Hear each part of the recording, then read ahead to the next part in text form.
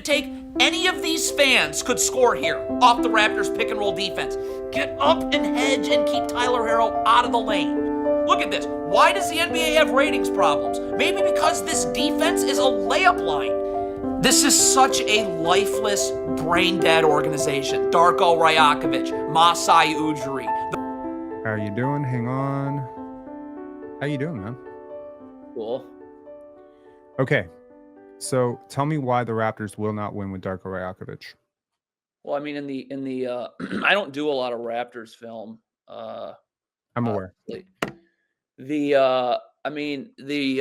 just go to the Raptors Heat game that I broke down that you responded to, I mean, the defense is, I mean, it's unbelievable, and their drop coverage is just. It is just it is lobs. It is, if you just look at the film, and I'd have to pull up the film, but I mean, they're helping. There's their pick and rolls where they're helping from the, they're helping from the like weak side of the floor. I mean, I'm gonna pull that up. But yeah, I mean, obviously this team's in a long rebuild. I don't know. Let me Darko, right? Let me just pull up this video. I want to. Okay, so I think that defense comes down at least in part to talent, and in part to philosophy, and in part to what you are trying to do as a basketball team. Mm-hmm. I'm understanding that you cover 30 teams. You said you don't know how familiar I am with your coaching, with your videos. I've been watching you since you were at 3,000 subscribers. I've watched a lot of your videos. Some of them are laugh out loud funny. Absolutely hilarious. I took an issue with your Darko Rajakovic thing because I think a lot of people took it as very, very serious critique of coaching, which I think is fine if in fact you believe that the Raptors are trying to win basketball games right now as opposed to develop basketball players. Now, fundamentally, the Raptors started out this season with a concept called MIG. Have you heard of it? No. Okay. It was totally new to me as well. So I think they basically coined it. It's called the most important guy. And basically their concept was that nobody gets to hide on defense. They're not hiding anyone on defense. They'll put Grady on Cameron Johnson 6 times in a row and just allow him to get cooked as Scotty. Yeah, I've seen that a lot. Okay. So while I understand certain principles, it also comes down to talent as well. I don't think the Raptors necessarily have a lot of talented defenders. Grady Dick is a bad defender. For sure. A bad defender. Jakob Poeltl in reputation is a good defender, but the analytics say he's been on a decline for 4 years. He's not good. I've watched him get cooked by literally every big in the league. Any guard who switches on him, you're absolutely stuck with this drop coverage. This drop coverage with a big who does not contest well at the rim, does not change percentage as well. So in the end, with Scotty Barnes in play, they're 15th or 16th ranked defense. Without him, they fall to 24th, 25th, right? Their expected win-loss is 10 or 11 after tonight. Their actual wins are 7. So I think they're strategically losing games on purpose. Yeah. In my take. And so if you're going to lose games on purpose, you're naturally going to employ a defensive strategy that is going to make it easier for other teams to score, right? Yeah.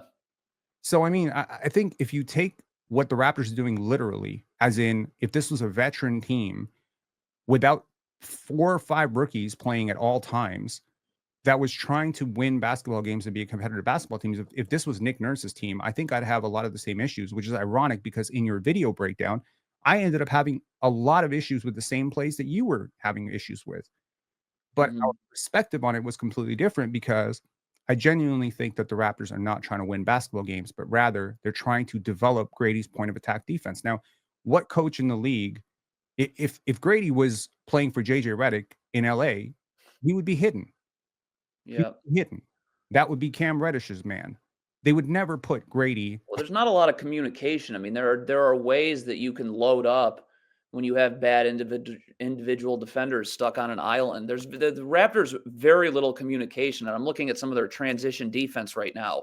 I mean, they got guys they don't know what they're doing in transition. They give up easy looks because guys aren't getting the bodies. I agree with you 100%. There was a play where It's Mobo, by the way. I don't know if you deliberately are mispronouncing names to be funny, but it is I know. I don't honestly, obviously spend a ton of time on the Raptors. It's okay. just So not it's really Jonathan Mobo, okay. not Mogbo. So it's Mobo.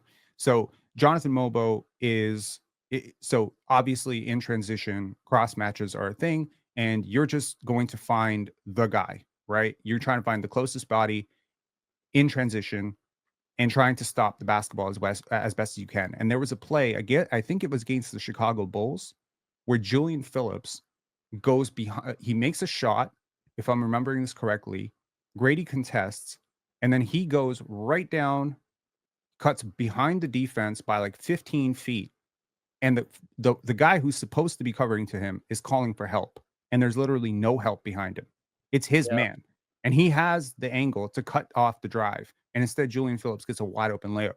Plays like that drive you crazy when you're a competitive team that is actually, and I'm not ever going to sit here and tell you the Raptors have a good defense. So you're perfectly in your right to say they have a bad defense.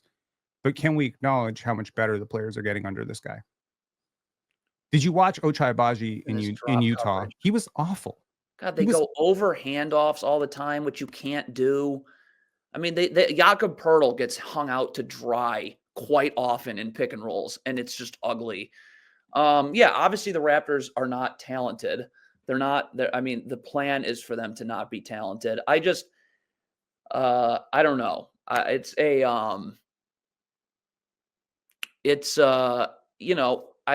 don't know. Teams that run drop coverage, I have a real fundamental I've issue with. noticed I'm that. looking. But if you have Jonas Valanciunas, you can't do anything else. If you have Jakob Poeltl right now, he's not fleet-footed. This is not the Jakob Poeltl who left the Raptors. He's the Jakob Poeltl who left San Antonio. And that Jakob Poeltl is 29 years old and a 7-footer who is not nearly as fleet-footed as a prime Marc Gasol. So you can't overcome your defensive personnel. To some extent, I think that's where we're at right now. If I want to break down the Sacramento Kings defense, Mm. which is painful in and of itself, I have to accept that there are limitations.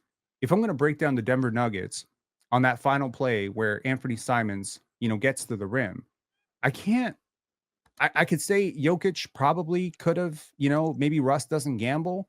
But Let's these look are that up. like Michael Malone is someone who I particularly can't stand. Where was that? I got it right. Yeah, Anthony it was the Simons. final play of Denver versus Got it right here. It was Portland a where 1-4. Yeah, so this is exactly what I talk about with Grady Dick. So, like in this situation, they're just ISOing here, and Jamal Murray comes all the way over from the wing. He's guarding Denny Avdia. And this is what the Raptors don't do, is they don't communicate. Grady Dick, Jakob Poeltl, those guys are going to get cooked on the perimeter, and they do. But when you load, there's ways to load up and help. And right here, like on this game winner, Jamal Murray's loading up, waiting to help, but no one's saying anything. So like Russell Westbrook right here is opening his hip up away from where the help's coming. And that's what happens a lot of times with the Raptors is they'll load up and help, but no one says anything. So Grady Dick's getting beat away from where the help is. And as far as Jakob Poeltl and pick and rolls, you got to do something other than drop coverage. It's so bad. what would you suggest? I mean, it obviously depends where the backside. Well, first of all, on handoffs, I'm never going over. I'm jamming the screener with my body, so I'm having Jakob Poeltl come up and jam the screener, and then you go under and meet the ball handle on the other side. The second you go over a handoff, you've just created a 2-on-1. It just can't happen. Jakob Poeltl, gets fried in these situations. And with Grady Dick, like there are ways to help Grady Dick out, but there's not enough communication. Like guys will load up in the gaps, but no one says anything. So Grady Dick's getting beaten away from where any of that help is. And But when Jakob I Poeltl's get it. not on the They're a floor bad and team. Mobo's playing the five or Scotty's playing the five, it's not the same coverage. I think you have to adapt to your personnel. I understand you have a particular philosophy of how you want basketball to be coached, and I get that. It is very similar across the board that you have issues with particular teams doing the same things, and you want them to jam the screener. You Well, want them to drop coverage is the thing that of all the things sends me to Middle Earth. It is not defense. You put bigs in a terrible spot. You allow guards to get in the lane. So when you send back, so like in situations where you send backside help to Jakob Pertl's to the roll man, when you send backside help, you're just, because the guard's in the lane, it's just so easy to get those skip passes going. What would you do if you were the Milwaukee Bucks right now and you have a Brook Lopez on your roster? Would you not play drop? I would not play drop. Again, it depends where your backside help is. Like you need backside help in any pick and roll defense. And so like if I have, like, it depends. So if I have multiple defenders on the weak side of the floor, then I'm up and hedging. And hedging a screen, like, you don't, like, hedging a screen is Brook Lopez or Pirtle, or name any slow-footed big, Jokic. Like you're hedging, you're taking maybe 1 to 2 steps to push the ball handler out. Once that ball handler has to be pushed out, now I'm recovering. But in the meantime, I have backside help so that pass doesn't get made. Once the pass to the roll gets made, everybody goes from 2 passes away to 1 pass away. So I have to prevent that. Now, if I can't hedge, then that's why I always talk about, especially, and this happens to the Raptors all the time, empty side ball screens. They'll run pick and roll with Jakob Pertl. On empty side ball screens, there's nobody in the corner. So the roll is going to be wide open. I can't do that. I need to ice that screen and keep the ball handler to the sidelines. So now when the big's rolling, he's rolling to the middle of the floor where I have 1, 2, 3 defenders. That's why the Raptors give up so many lobs on these, because there's never, ever backside help on these pick and rolls. And it's not just Rajakovic. It's a lot. It's a lot of NBA teams. So I mean, I don't necessarily think that the Raptors have a good defense, but I think relative to the personnel that they employ, given how many inexperienced rookies that they're playing, given how many defensive liabilities they're playing, I don't necessarily even think Davion Mitchell is that great a defender. I know for a fact that Jamal Shead is not a great defender right now. I know RJ Barrett is among the worst wing guards in the league. So I understand that there is a way to play a lot more conservatively and a lot more fundamentally defensively. But if your goal in the end is to develop RJ Barrett's lateral quickness and defensive instincts as a point of attack defender, you're going to give up a lot. If you're not going to hide him, if you're not going to help him enough in those situations, if you're not going to do for him what the Mavericks are willing to do for Luka Doncic, then you're going to give up blow-bys. And I don't necessarily think, like, one of my biggest issues with your videos is, number one, maybe it's a philosophical difference, but I always think good offense beats good defense every time. That offensive players are too skilled. So when I am looking at a play of Anthony Simons and I'm slowing it down to quarter speed, and I'm looking at Anthony Simons cooking Russell Westbrook as Russell Westbrook takes that little, dig at the basketball, fails, gamble, drives me crazy. Jokic does not rotate over to offer the help. I'm inclined to believe that. I know what you're talking about, but the help is on the wing. You can't send help at the rim because you're naked. Should Russell Westbrook have sent him the other way? Should Russell Westbrook have sent? Yes, right to where Jamal Murray is almost standing next to him. And that's what happens to the Raptors a lot, is that nobody's communicating to Grady Dick or Pirtle on the perimeter where the help is. So they end up open. You gotta open up your hip. The only place he's going is to where that help is on the wing. If you send help at the rim, first of all, it's at the rim, and second of all, you can't rotate, so you give up drop-off passes for dunks. Nobody's in position to box out. So that's where your help has to come from. Because again, it's stunt, it's recover back out. When you send help at the rim, like it's not in the situation of the Blazers, you send help at the rim, it's too late. Simons is going up for a shot, but the help's got to come from the wing. That would be Aaron Gordon. And I'm looking at this right here against the Heat. Again, so here's my question. Philosophically, here's my question for you. On that play where Anthony Simons hit that game winner against the Denver Nuggets, there's can we pull it up? You can if you hit present on your on the screen here. If you hit present, yes, we can look at it. Share screen. Yeah.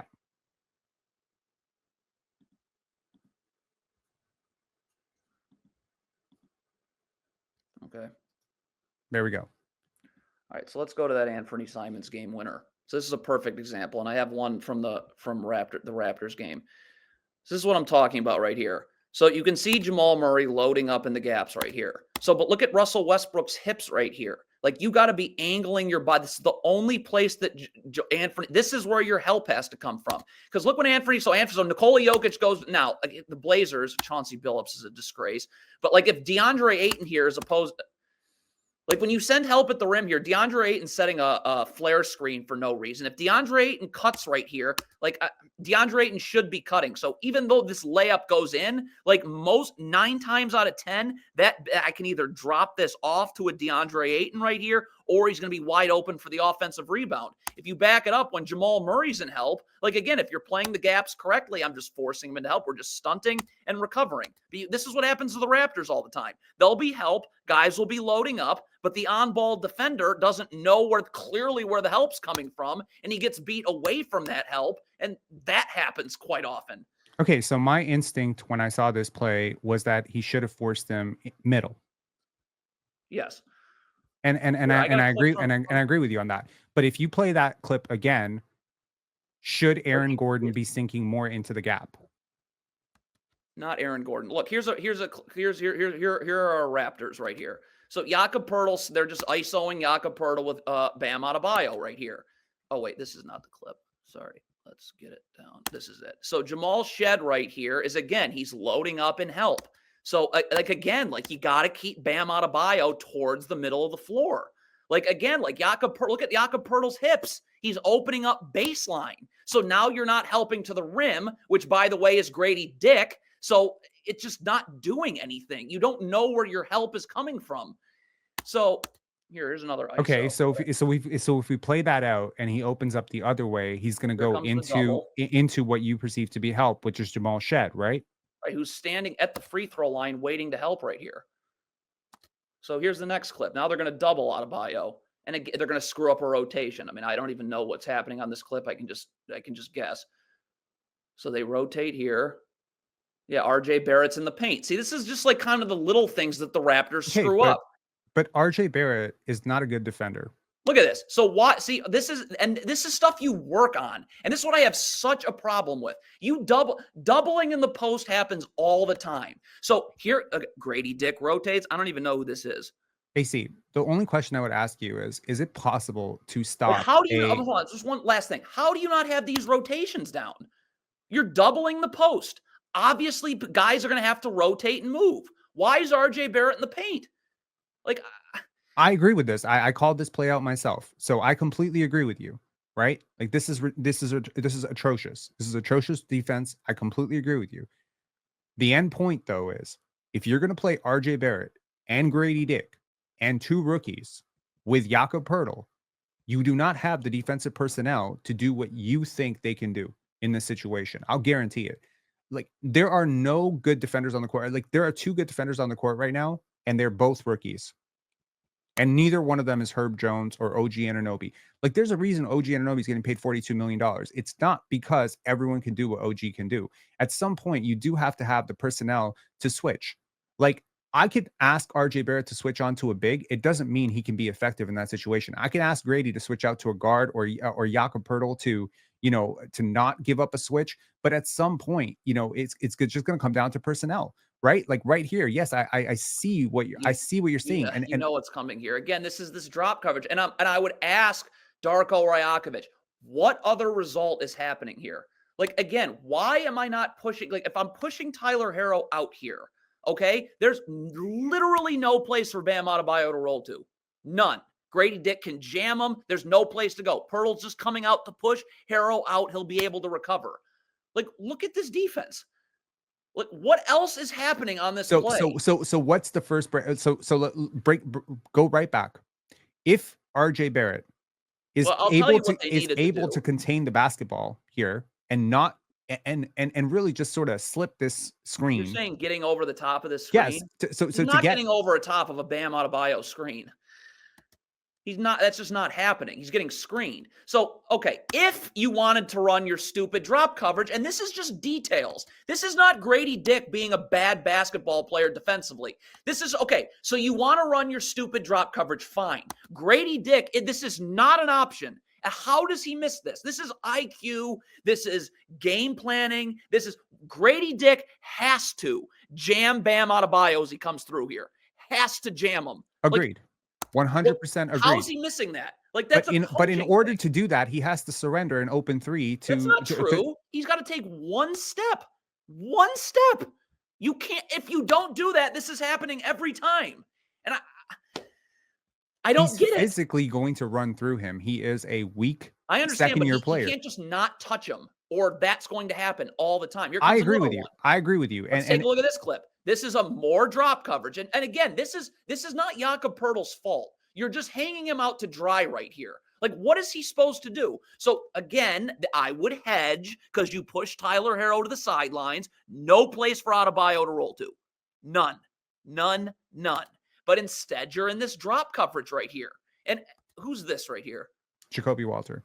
Yeah, so I don't even think, I mean, again, like, he needs to come over here and jam Adebayo right here. He has the instinct to do it. He has the instinct to do it, and he does sort of jam him. But here's the problem. But that's the thing. Like, hold on. Court mapping in real time is a defensive skill. Not everybody court maps at the same rate. They're like, look, let me put it this way. Offensively and defensively, how quickly you process information is not as simple as what you and I are doing right now. It's easy to have the bird's eye view and the vantage point of a replay and to slow it all down. But in real time, there aren't a lot of defenders in the NBA today who can keep up with the pace that things are happening in the league. Okay. There's so much space. This increased space on offense, like how the Celtics spread you out. I'm sorry. They're going to get open threes. There's no defense that's going to stop the Celtics from generating open threes. That's what they do. Right. You're going to pray that they miss. I mean, this is Darko Rajakovic operating a layup line. Look at this. Because again, what is Poeltl supposed to do? Okay, here? but here he does tag the roller here, doesn't he? I understand, and it's not good enough because Tyler Herro's being allowed into the lane. He doesn't jam him nearly enough. He barely moves. So here's my question for you: if Jakob Poeltl is Jaren Jackson, this is a block. If Jakob Poeltl is Evan Mobley, this is a block. That's what it comes down to: defensive personnel. But here's the other problem with drop coverage. If this is a block, okay. Nobody is here to box out Bam Adebayo. So that block, or if this is a missed layup, there's no win here.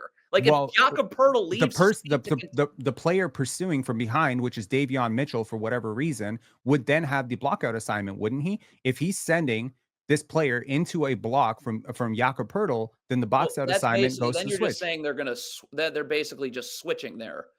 Sure. What Davion Mitchell's responsibility is to get over the top of the screen and get back underneath Tyler Herro. So again, like, this pick and roll coverage that's just physically puts them impossible. in no-win situations.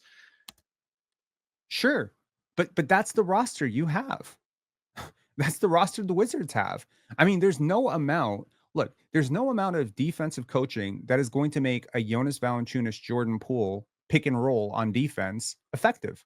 They are simply not designed for it. That's what I'm trying to say. And in real time, neither one of those players is a defensively oriented court mapper. You know, again, these things are happening in real time. The instincts that Jacoby Walter shows here to read and react, to understand that he has enough space between himself, number 12, to be able to sort of tag the roller here and then recover back to number 12 if Jakob Poeltl gets back in the play. Like, all of this is happening snap, snap, snap. And Jacoby is a good defender. That's the difference. Jonathan Mobo is a good defender. Most of these guys are not good defenders. And they're not good defenders, not just because they have physical limitations or because they're too weak. I mean, Jacoby is 20 pounds too light. He's a rookie. Jonathan Mobo is giving up 4 to 5 inches in every single matchup, although he makes up for it with wingspan. But there's only so much scheme that is going to help. Some of this stuff is absurd. So here are the Raptors. I mean, come on. The Raptors are in drop coverage here. All right, whatever. Jakob Poeltl. I mean, this is the stuff where it's just like, okay, Jakob Poeltl, who's standing on the wing right here, he cannot leave to go in backside help on Jimmy Butler. If there's backside help, it comes from the strong side corner. Like, this is just stuff where it's like, Darko, really? Like, this is where your help has to come from, as the arrows show. Look at Jakob Poeltl. You got to stay on the wing. What is he doing? But does the criticism not? Okay, Look at, come on. I hear you. I hear you. But the implication, that is but the amazing. implication here, I understand that, as a content creator, I understand that entertainment is entertainment. But in order to dissect or criticize a coach, I think you'd have to actually understand if the coach agrees with what you're saying or not. And if the coach does agree, what do you expect him to do on the court in real time when a player botches a coverage or does not do what he's being asked to do? I mean, that's just very simple details, is that you literally never help from the weak side. This is where the roll is coming from. This is where you help from. I mean, that's just kind of stuff where it's just like middle school stuff, you know? And then this is the other problem with drop coverage is right here, is that because RJ Barrett, so in drop coverage, RJ Barrett has to try and get skinny and get over the top. I broke this play down too. This is just and this comes down to the court mapping that I talked about. This is RJ Barrett losing his mind for half a second, he's trying and to get Jimmy over the Butler top of this screen early, so he gets beat the other way. It happens all the time in the NBA, but that's the problem with your drop coverage, is because it is. But you can't lose the ball handler. Right. Well, this happens all the time. Like, this is not towards the screen. Okay, let's be real. This is not Ja Morant. Okay, this did not happen at lightning speed. This is a 36-year-old Jimmy Butler. This is RJ Barrett lacking the peripheral vision and court mapping to understand what is about to happen here. And I understand that he overplays this, and so Jimmy decides to go the other way, realizing there's no help in the paint. But Kelly Olynyk is also not a good shot blocker. It's like what I'm trying to tell you. It's like these lineups don't make sense, man. You're playing rookies out there with non-centers. You're playing like 3-guard lineups. It's just designed to lose. It's like this team is designed to lose, and they're doing a fantastic job of it. But they're also, in the context of losing, developing players into better versions of themselves. Like, every player is getting better under this guy. The whole context of this video is the Raptors are lucky because they have this incredible development coach. I did not say they have an excellent defensive coordinator. That I did not say, because Pat Delaney is trash. But, I mean, at some point, I think you'd have to actually get Darko into a call and say, do you agree that this was absolutely crazy? And I think he would be the first person to tell you, yeah, I do. That's nuts. But this is why we gave that up, to avoid this. And most of the plays that you're breaking down are mistakes. Oh, here comes Grady Dick getting. See, this is and this is what I'm talking about. How do you stop? But this is what I'm talking about. You can slow this down. Okay, but no. Green, but this is just communication, because Grady Dick has got backpedaling. Jalen Green has a full head of steam. Who is this again? John. That's Jacoby Walter. Okay, so again, the Raptors have numbers. The Raptors have numbers defensively. Jacoby Walter has nobody to guard other than to help. But there's no communication. Jalen Green is going to smash Grady Dick every time. But if Jacoby Walter is telling Grady Dick that I'm in help side in the middle of the floor, now Grady Dick is up, showing his hands, making sure this is the only area for Jalen Green to go to. Instead, he's gambling and backpedaling. You're not like the Raptors have numbers here defensively. Slow that play down for a second. Slow that play down for a second, because I'll tell you exactly how this play develops. If Jacoby commits to fully helping Grady Dick, is Alperen Sengun is getting an open layup 100% of the time. So it's not going to stop the result, because at the end. Hold on a second. First of all, see, there's all kinds of issues here in transition. First of all, who's this? Who are you right pointing? Here. Who? That's Ochai Agbaji. Yeah. So for some reason, he's just not sprinting back. So that's weird. So that's your first breakdown. I mean, you have and then again, you're not giving up a layup. Right now. Look at Sengun is at half court here. Like, all you're telling Grady Dick to do, he has nobody to guard. This is what I'm talking about. It happens all the time. There has to be communication here to force Jalen Green to the middle of the floor. Like, Grady Dick is going to get destroyed, but no one's communicating. Like, any of these people can communicate. And why is Agbaji jogging back? I mean, that's just awful. I mean, look at how many issues there were on that play in itself. I mean, okay, let's say you do force middle, right? Because you want him to push. You want to push him towards the help. Jabari Smith is open for a wide open 3. Huh? Where's that? He was open. And if Jabari Smith is not open for a three, Alperen Şengün is getting downhill. No. We're not talking about Scotty Barnes here. I think is in the corner. Is that who that is? Yeah. He's in the corner. We don't want Jalen Green coming this way. You want this way. This is what I'm talking about. Grady Dick, this in the middle of the floor, just right to the middle. That's where the help is. Scotty Barnes should not be helping here or doing anything. I'm up. I'm keeping Jalen Green to the middle. Like, here, we'll pull some more. You can literally on all these clips just count the mistakes. Let's keep going. Like this. Oh, this looks like some drop coverage. Yep. See, like this is what I'm talking. Like this just can't happen. Like yeah. So this is another issue with drop coverage. So because you're dropping Kelly Olynyk towards the ball right here, he's not going to be able to recover back to Landale. So again, like now Chris Boucher has to come over and box out. So you gave up an open three, which Jalen Green just happened to miss. But because Kelly Olynyk's dropping towards the ball, he's not able to get back to Landale. That's going to screw up box out assignments. So in this situation, all right, like this is a situation where I'm hedging. I'm just pushing Jalen Green out. There's no place for Landale to roll to. I have a defender right here.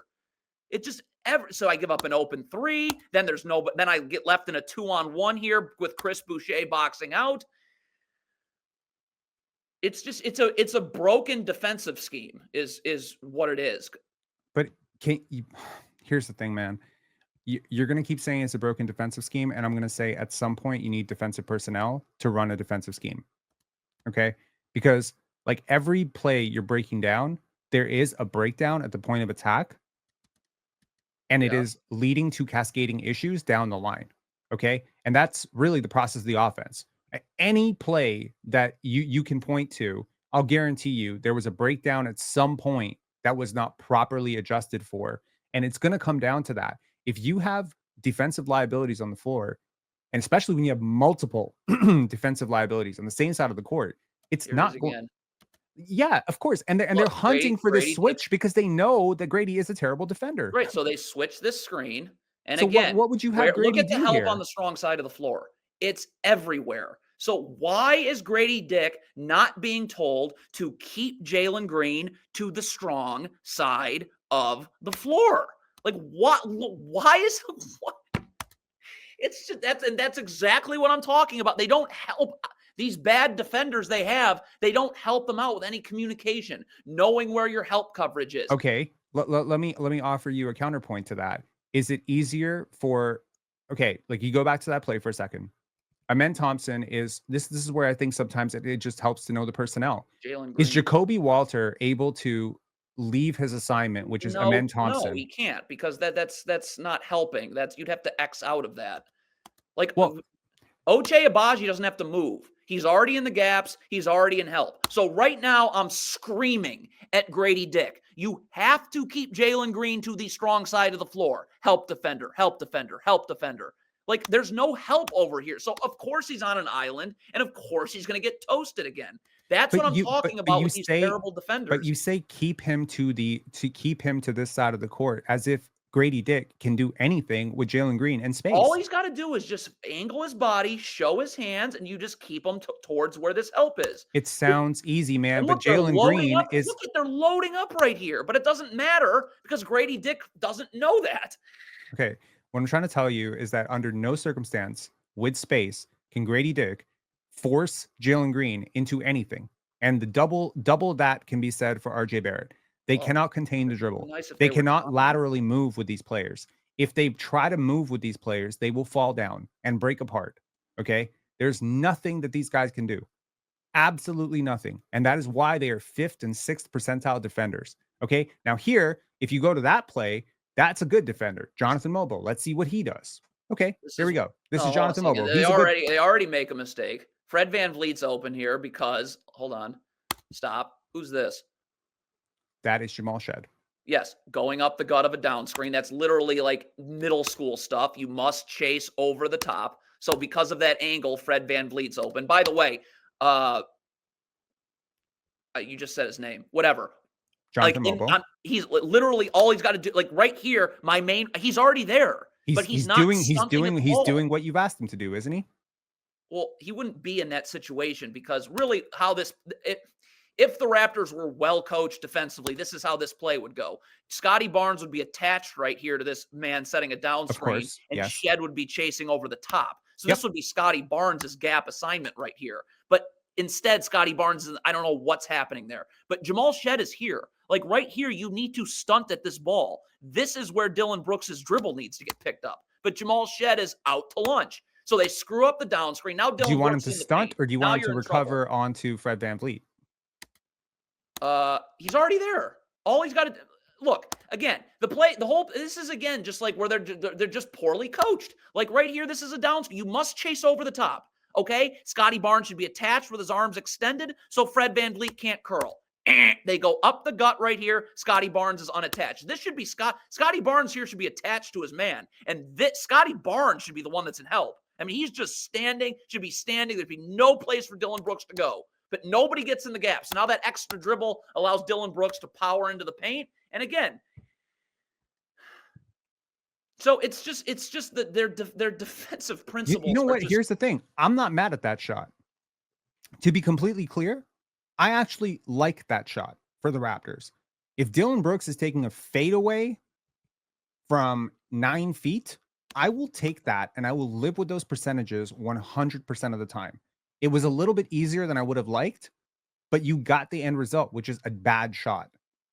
Sometimes people are going to make bad shots. I mean, like if somebody walks up to the half court line and takes a three and you don't guard it and it goes in, that's not a bad defense. That's here's great. Again where their defense is just their principles. Grady Dick is guarding with his. You're not supposed to guard above the 3-point line away from the ball. His back should be to the baseline, so Dillon Brooks is in front of him. His back is to the sideline. He's leaning towards this handoff early. You're getting beat backdoor here. Why do I care about Dillon Brooks 4 steps from the 3-point line? So instead, you shouldn't. So now you're getting beat backdoor. 100% a mistake. This is a terrible mistake. But it's also but do you see how the Rockets put the 2 worst defenders on the court, or at least 2 of the 3 worst defenders on the court, into 2-man action? There's a reason why these defensive liabilities are getting picked on. It's because they are awful at defense. Yeah, it's not the coach's fault that Kelly Olynyk cannot guard. I mean, frankly, Kelly Olynyk has participated in quite a few proper defensive schemes, but never as a rim protector. We understand that, right? Personnel wise, I mean, you're not gonna I'm 5'11". If you're coaching me in a rec league, you're not putting me in the paint and asking me to stop anybody, because I'll block 6 shots in my high school career. I can't do that. So this is again the problem of the Raptors just not communicating in transition. So Ochai Abaji's back guarding the ball. So he should be saying this. Kelly Olynyk cannot get back to the middle of nowhere here. Like he's got to be up here, up the line, ready to take Alperen Sengun. Like why is he standing at the free throw line? So now you're literally not guarding the ball until Alperen Sengun's in the paint. It's again just no communication in transition. I agree with that. It's the same rule with Giannis. I just don't understand how these things happen all the time. And like they could, like, yes, they're a bad team. They are not a talented team. But like some of this stuff is see, there we go again with the same thing. Chris Boucher. Here's the thing. They're not a bad team. They generate some of the best looks offensively in the league. In terms of shot quality, they are top 5 in the league, going right back to last season. They generate open looks. They're a terrible defensive personnel team. Right. So here's another, and this will be the last one because it's the same exact thing. Chris Boucher is stuck on an island with Jalen Green. Jamal Shed is loading up and help. You got to keep the ball handle to the middle of the floor where there's help, where there's help, where there's help. You're getting beat baseline. Now you're helping at the rim. It's too late. Like, so that's just what I'm talking about with your help is a non-shot blocker, and you're trying to guard a dynamic NBA guard who was the #1 player in high school basketball for his scoring acumen and doing exactly things like that.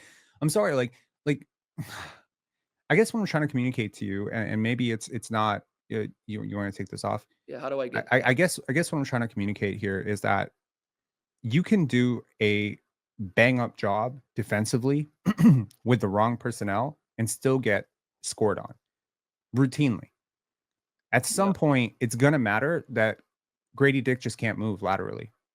And it doesn't matter how many times you break down a play of him. And it's a reason why I don't harp on his defense or RJ's defense.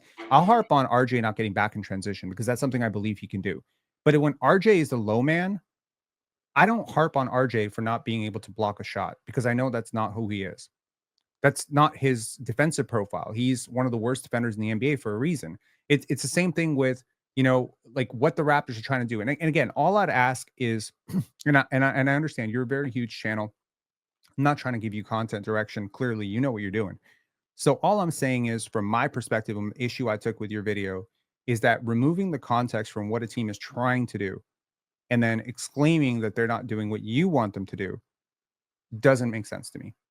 While you are correct that they are making mistakes, I think you are factoring out that it is not on the coach. It is on the general manager and the president who have assembled this team of defensive misfits and is asking this coach to play these young players all these minutes. If the goal was to try to win basketball games, I think your critique has a lot of merit. If this was the playoff series or whatever, but if the goal is to develop RJ Barrett's lateral quickness and defensive instincts, I don't think him getting, I'm not going to be too critical about that. Yeah, I mean, Toronto's got, I mean, just in terms of talent, just purely talking about players, like, I don't know. I mean, the East is such garbage. Like, they maybe don't have that far to go to, but they feel a long, long, long ways away. I'll make you a deal. Like, if the Next hold year, on, this time, they will be a playoff team. where? Next year, this time, they will be a playoff team. 100%. I'll Boy, bet. I mean, I'll bet anything on it. play So, in, like, so you're saying like 9 or 10 seed, no, better than that. like in the playoffs. Yeah, Yeah, I mean, the East is complete trash. I don't think it has to do with the East being trash. I think it's the fact that the Raptors have been missing Emmanuel quickly for the entire season, that they have missed Bruce Brown for most of the season. They're Right, but playing I mean, is Bruce 5 not even rookies, gonna be on 4 the team rookies. next year? If Bruce Brown gets traded, that's fine, but that salary of 23 They're million gonna is have dead a weight right high now. lot. I mean, they could get Cooper Flag or I Dylan mean, Harper. Cooper would certainly help. What are your thoughts on the draft? I mean, I have not looked at the draft, much. I just know that it's, at the top, there's a lot. So, I mean, the Raptors are gonna have what, top 5 odds probably, top 7 odds. I mean, So, we'll see. I mean, they're doing a very, very successful job, but they do have a pretty crazy schedule in April where they have to play the Washington Wizards 4 times. So I don't think that's going to be very successful for them. The Wizards are one of the worst teams in basketball that I've ever seen, and yeah. they find new ways to lose. But the Raptors, again, per the analytics, the Raptors are playing like an 11-win team. They've won more quarters, believe it or not. Despite their record, they've won more quarters than they've lost this year. They were in the game tonight against the Houston Rockets. I mean, think about what I'm saying here. Can you acknowledge that the Houston Rockets are a pretty decent basketball team? Yeah, of course. Yeah, they're Okay, good. great. So the Raptors played without Emmanuel Quickly, without RJ Barrett, without Bruce Brown, I mean, you can't. I mean, and one without leading Jakob center. Poeltl. Like Yeah. we're talking 4 key rotation players, and they were up in the fourth quarter, and were actually favored to win per ESPN. So I mean, they choked it away late. They turned the ball over a lot. They subbed Scotty Barnes out probably when they shouldn't have. They played some funky rotations, some weird lineups. But overall, they were in a 4-point game when they've beat Vegas almost every game this year. They've beat the spread almost every game this year. I think they're a lot closer than you think. And I Next realize that year, I don't know. I think the external opinion of the Raptors is very different than my internal opinion watching them every night. But I'm on the panel every day, so I every other day, so I'm watching the entire league right now. I'm seeing how far I think teams like Utah and teams like Washington and Well, teams like Charlotte are, and it's just like I'm looking at the talent. Obviously, I'm a lot higher on Scotty Barnes than you probably are, and probably the entire world is. what do you think of Detroit? By the way, I live in Detroit. Do you? Okay, I've spent a lot of time slandering Cade Cunningham. A Yeah, lot. they're playing better this year. They are. They I are. They're mean, playing a hell of a lot better. playing anything, but I mean, I've been. How do you like Asar Thompson? uh, I mean, can't really shoot. The Pistons have a lot of guys that can't shoot, so that's a real problem. It's been a Um, problem for years. Very odd team, but they're like a team that I would say is like kind of like on a similar playing field as Toronto. Um, Maybe Detroit's a little further advanced because they've got probably some more higher upside young players, even though the roster really doesn't fit. And the Pistons I have don't think the you. I don't. single worst owner in the NBA by a I don't think you have mile. higher upside young players, man. I'm gonna be honest. Like, I mean, I rank Asar, but the jump shot is missing. Terrible. Yeah. Ron Holland, I would Yeah, I mean, we have say no idea what he's gonna be. exactly. Jalen Duren is not a good defender or has not been a good defender to my understanding so far. From the games I've watched of him, he is compromised a little bit defensively. I think they're doing what they're supposed to do in a completely depleted East. Yeah, And I mean, I don't even honestly, if the Raptors were healthy right now, they would be significantly ahead. Like again, the Detroit Pistons and the Raptors had a similar, position to be in this offseason, which a lot of change had happened. They had young rosters. Detroit has obviously been bad for a few more years. They've had a couple of top 5 picks. Naturally, they fell from 1 to 5 multiple years despite having the worst record. So that was bad. However, I do think that had the Raptors opted to go in for Tobias Harris instead of, parking their free agent money in nothing.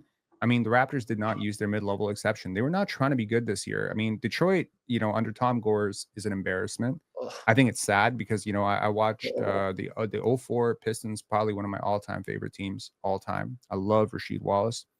I Yeah. love that team. I loved how they played. Chauncey Billups, one of my all-time favorites. Tayshaun Prince, Rip Hamilton, that entire core. But seeing this team, I don't think Cade has the same upside as Scotty. I'll admit, I'm Well, yeah, I definitely mean, Scotty is just plays a more valuable position on the wing. he's playing Um, guard this. He's played point guard this year.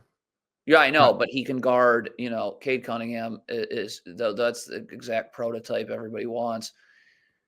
Yeah, I mean, I don't know. It's I just watch the Raptors and it's I mean, we'll see. I don't think they're going to be a playoff team next year, okay. but who Well, knows? you know what? I'm gonna at you in a video this time next year. I'm gonna put it on my calendar, December 23rd, 2025. Let AC know I was right. He was wrong. But thank Yeah. you for coming on. Appreciate you. And Yeah, thank you. It's great. keep up the great content. I'm glad you kept your shirt on in this one, but Yeah, yeah, live yo, stream. man, like it's pretty cool what you've done. I'm not gonna lie. Like I obviously I don't appreciate you calling my head coach a terrorist or whatever the hell you called him, but I appreciate that it's all in good fun and thanks for taking the time to do this. Yeah, absolutely. We'll do it again. I watch all your live streams, so You're kidding. I watch a decent amount. I did Yeah. not know that. Yeah, you come up in the algorithm. You're high up I in the honestly algorithm. that's wild to me because yeah, I've recently found out that one of my favorite Knicks of all time likes my podcast, and I was like, what is this guy watching a Raptors podcast for? He's my childhood hero, and he reached out to me and he's like, I watch your videos, and I was like, Who's that? I can't say, I Oh, can't say. It would be if we ever talk off air, I'll let you know. But yeah, it was the weirdest shit, and yeah, it's always weird, man. Like all these players there, I'm sure they're aware of you as well. I'm positive every NBA player has seen your videos. It's wild. This platform that YouTube has given us is pretty cool. yeah. Yeah, Yeah, I'm doing, I might be Free Dawkins? yeah, Yeah, I got about to actually get on a call with him about something. So I might be doing something with his channel. He's got obviously way bigger channel than I do. yeah. You keep up what you're doing. I'm sure in no time. And by the way, I also don't think Bronny James is an NBA player. So let's Uh, yeah. keep that All right, stacked. well, we'll All right, circle back. I'll be around. all right. Peace, man. All right, Take bye. care. Bye. Alrighty. Well, that was very cool. Always very cool to have other content creators come on to call in. At one point Blake Murphy called in. That was very cool. So thanks a lot to AC. Y'all go check out AC's channel, Awful Coaching. It is very entertaining when he's not calling my head coach, all sorts of names in the book. But this is Awful Coaching's channel. Definitely go check it out. He does video breakdowns of a lot of uh, other other teams, and I think that it's a fantastic way. Sometimes it can be a very fantastic way to learn about the basketball, learn about the X's and O's. And I would say of all the videos I've watched, I agree about 85% of what he says. I can't say it's gospel, but 85% of what he says makes a lot of sense to me. I just think sometimes my the bare I want to say the brunt of my criticism towards his video about Darko Rajakovic and the Toronto Raptors was that I don't believe that the Raptors have the defensive personnel to be better than they really are, with Scotty Barnes in the lineup, without Emmanuel Quickley, without Bruce Brown, who are, in theory at least, potentially positive defenders and definitely a lot more positive than some of the players you're playing right now. I do believe that the Raptors have no better a ceiling currently as constructed, with the regression that Jakob Poeltl has suffered, with the absolute pylon that, RJ Barrett and Grady Dick are. I don't think they can be better than a 16th, 15th, 14th ranked defense. So, yeah. Sean, always appreciate you. Big W for this content. And yeah, hopefully we'll have AC on after, a Raptors Pistons game or something. That'd be really cool.